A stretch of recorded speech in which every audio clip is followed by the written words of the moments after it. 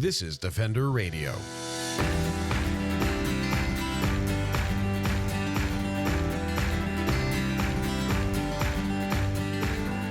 I'm Michael Howie, and this is Defender Radio, the podcast for wildlife advocates and animal lovers, brought to you by the Furbearers. Humane Canada Summit for Animals is approaching, and it's sounding like it's going to be their best yet. The annual conference is going to include in-person events in Banff, Alberta, in conjunction with a broad variety of online presentations. Formerly the National Animal Welfare Conference, the Summit for Animals is reaching well beyond Humane Canada's foundations as the Federation of Humane Societies and SPCAs. I'll be speaking with attorney Rebeka Breder about the Stanley Park coyotes and other related issues.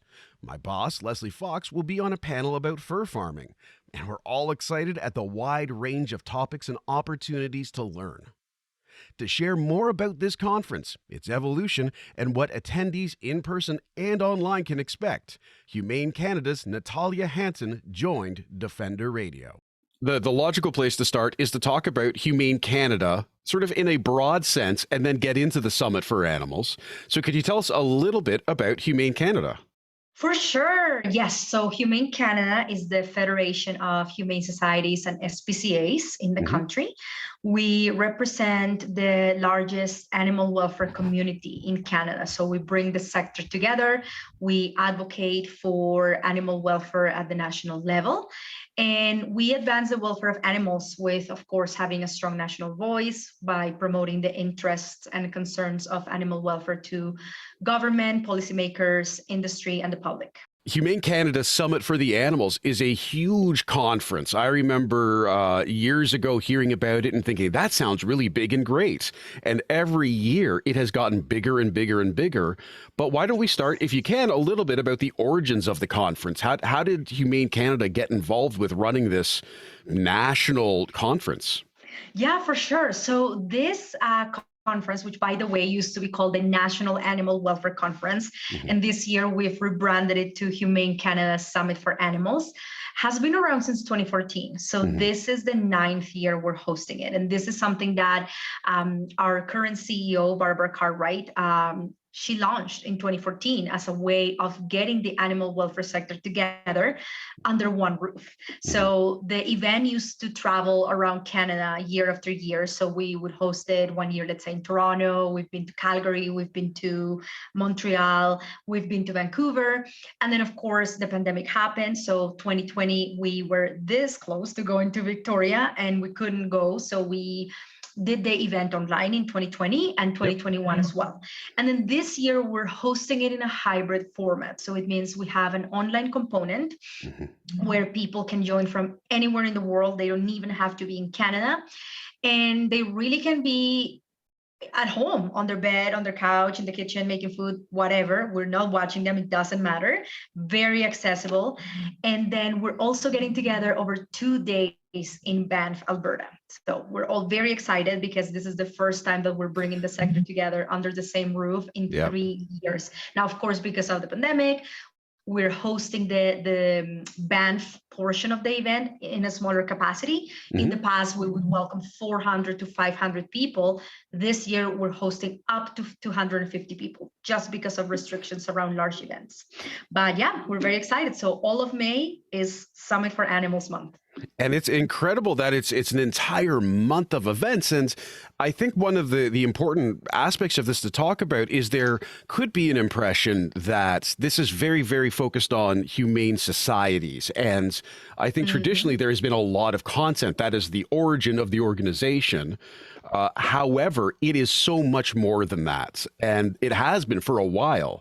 What kind of diversity exists and what drove the want for that diversity coming from a place that probably focused more on typical domesticated companion animals? Yeah, that's right. Well, yeah, the first point I wanted to make is you're right. All of the month of May is about the Summit for Animals. So we wanted to be able to provide people with the opportunity to attend sessions throughout the month. In the past, we've done the event just say 2 to 3 days in a row. But we heard from our attendees, we really listened to the feedback that people give us after the event. And they were saying, it's hard for us to take time off work or, get childcare or things like that. So we said, okay, what if we have shorter days spread across the month, and then that way people can just kind of mark their calendars, look through the schedule, see what sessions they want to attend, and try and make the time to log in live to watch them through the event platform. And even more than that, even if they can't catch them live, they can watch the recording for 60 days post-event. So that's really cool. And then in regards to the program content, yes, you're right. So originally when the event started back in 2014, it really was a conference for humane societies and SPCAs. So we were talking about animal sheltering, animal shelter medicine, adoption trends, etc. But as we kept going through the years, we realized that there was a demand for more than that, for really broader topics in animal welfare. So this year, of course, we're going to have sessions on the future of sheltering. We're going to have new developments in animal welfare. We're going to have sessions on animal sentience, diversity, equity, inclusion, and reconciliation in an animal welfare context. That's awesome. We're going to be talking about action, advocacy, and government relations. And lastly, leadership and management. So there really is a little bit of everything for everyone. Yeah, and the Furbearers are participating in two separate panels or events. I'll be speaking with Rebeka Breder about Stanley Park coyotes, and I'll be speaking about the communication aspects of it, and she'll be speaking to the legal aspects. And Lesley Fox, our executive director, will be part of a panel on fur and fur farming, I believe. So it's a really broad range, and I think it's so important to bring people together under this umbrella, as you said, even though we all have our specific focuses, we all have our independent goals. Overall, we're all very much striving for the same concepts and the same outcomes, which is just better lives for animals in Canada overall. So there's a lot to learn from each other too. And is that something that you have found in, if you have maybe more of a specialization in one area, hearing from someone in another sector or another part of the sector maybe helps get new ideas or gives you a new angle to look at an existing issue with? Absolutely, 100%. And you're right in what you're saying, Mike. At the end of the day, we're all concerned about the same thing, which is the welfare of animals. Whether we're working with companion animals, or we're working in advocacy, or we're working to enact stronger policies to protect animals. At the end of the day, it comes down to the welfare of animals and the humane treatment of animals. And I absolutely agree. If you're attending this event, you may be a person who works at an animal shelter, and you may think, well, do I really need to hear from the Furbearers on this issue? Well, I think you do, because it's not just about the topic of the session, but it's also about, okay, what are they doing at that organization? How are they handling this thing? Okay, for instance, you're going to be talking with Rebeka Breder, and as you just said, you'll be speaking on the communications aspect of the situation of coyotes in Stanley Park in Vancouver. So let's say someone who works in the communications or marketing department at a humane society or SPCA, they may be able to hear from you and say, oh, wow, I really like how Michael Howie from the Furbearers handled that part, how they, spoke to the media, things like that. So you never know what you can really learn that really goes beyond the subject of the session. And not to mention too, the networking, right? So even for those people who are not joining us in Banff, are only joining online, there will be opportunities for networking. So you'll be able to strike up a conversation and see who are the attendees and think, okay, I really would love to talk to so-and-so from this place, from this organization, from this humane society, and pick their brain. How are they working on this? What do they think about that?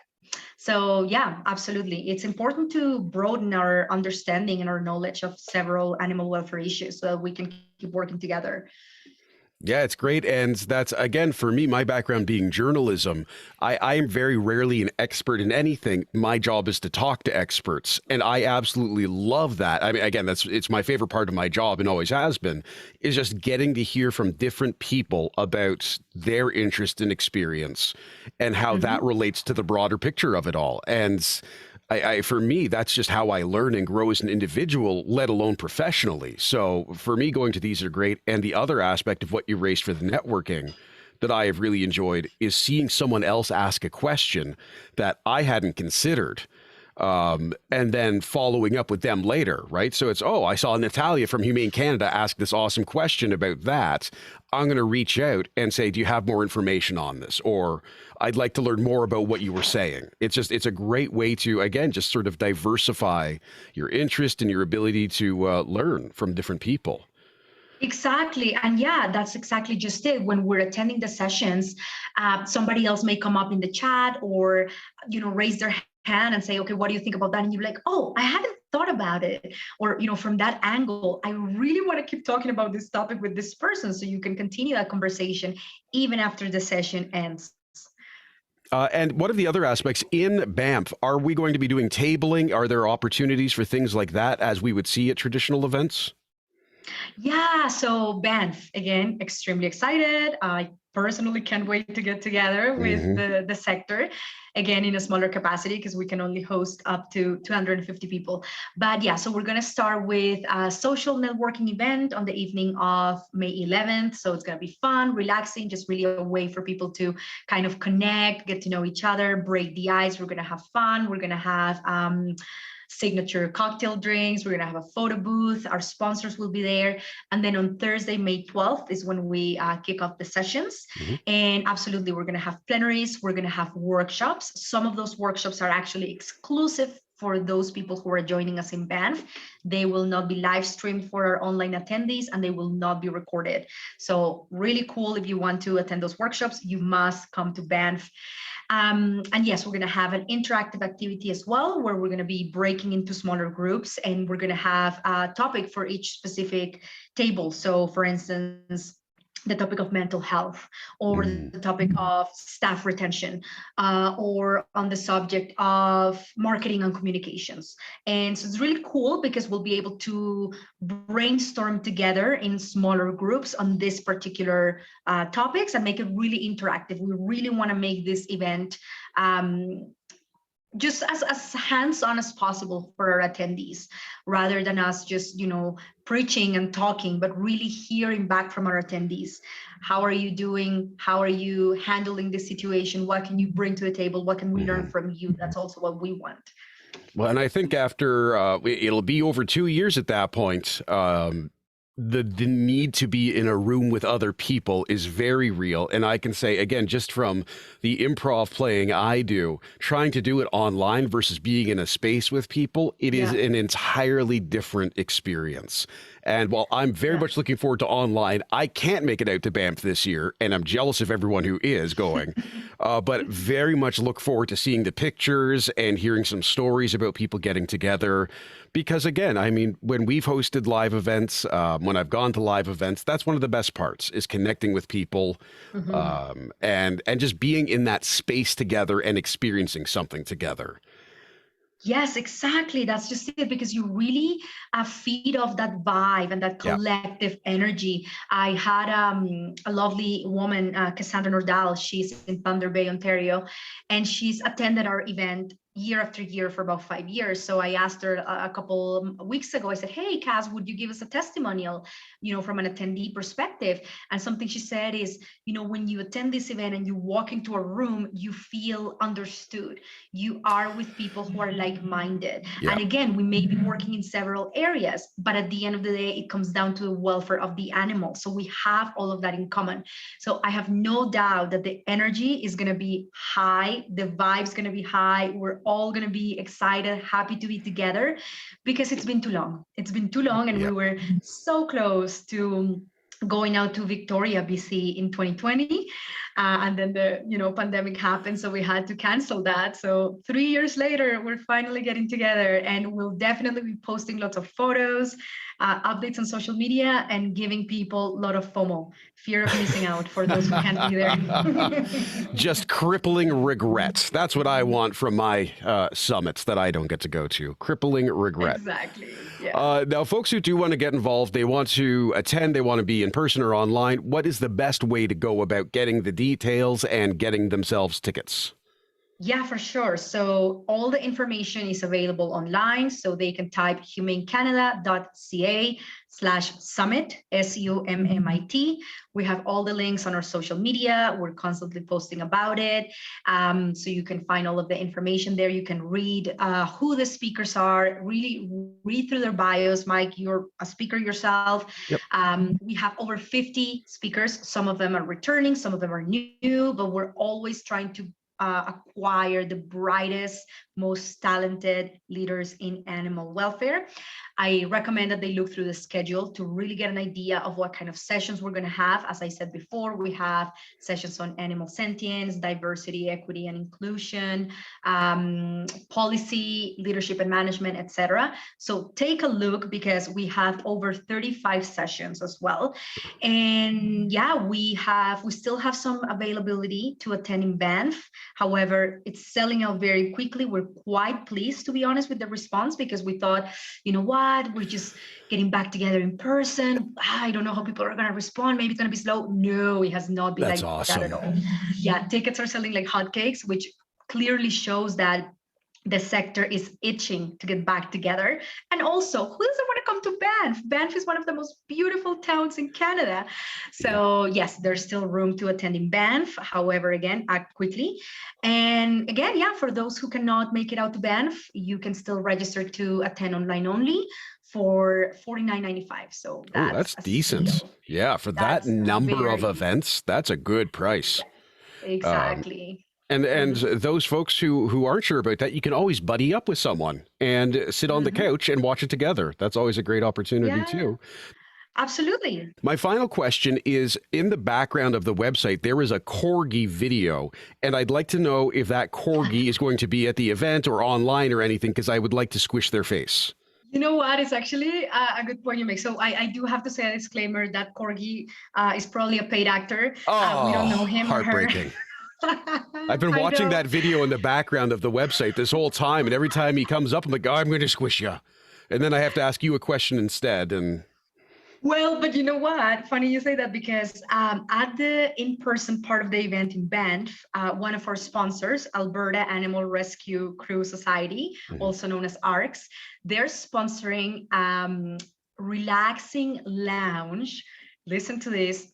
Full of adoptable puppies. What? I believe they may have cats as well. I'm not quite sure yet. We'll confirm that, but for sure there will be dogs.